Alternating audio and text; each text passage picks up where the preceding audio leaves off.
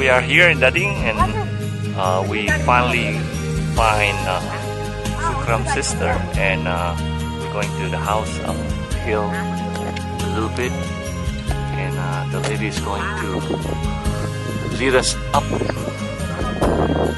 where their house is.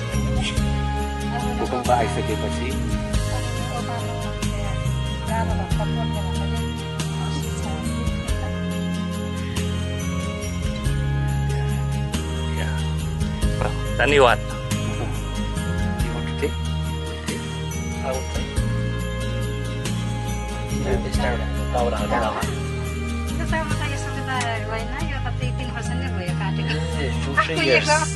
From the 2-3 years take coming.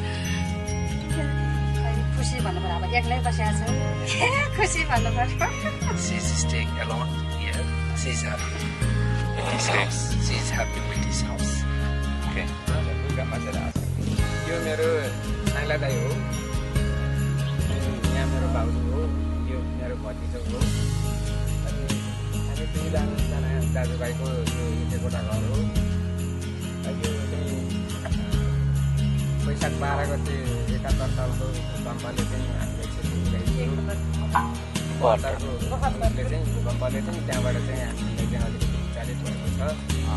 त्यस कारण दाइ चाहिँ यो उसमा चाहिँ कटेज बनाएर चाहिँ अब खटाइरहेको छ। अब मेरो लागि पनि अब बस्नको लागि परिवार बस्नको लागि भनेर यहाँ कटेज अलिकति 1.5 लाख खर्च भयो, यताउता सबै कुरा खानेकुरा अब बस्नको समस्या। आफ्नो छोराछोरीको लागि भए पनि अब एउटा कटेज बस्ने ठाउँ चाहिन्छ भनेर चाहिँ बनाएको हो। सरहरूले चाहिँ अब पनि मेरो लागि अब यो जति भए पनि अब हेल्प गर्नुमा धन्यवाद चाहन्छु।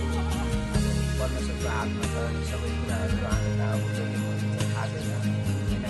अब परमेश्वरले नै जम्मै कुराहरू हजुरहरूले यहाँसम्म चाहिँ युज गरेर ल्याउनु भएको छ, परमेश्वरले पठाउनु भएको छ।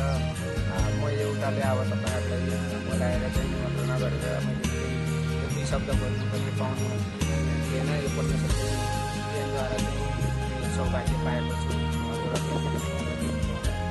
दुःख आफ्नो सेयर गर्नु पाउँदाखेरि आभारी छु, धेरै आभारी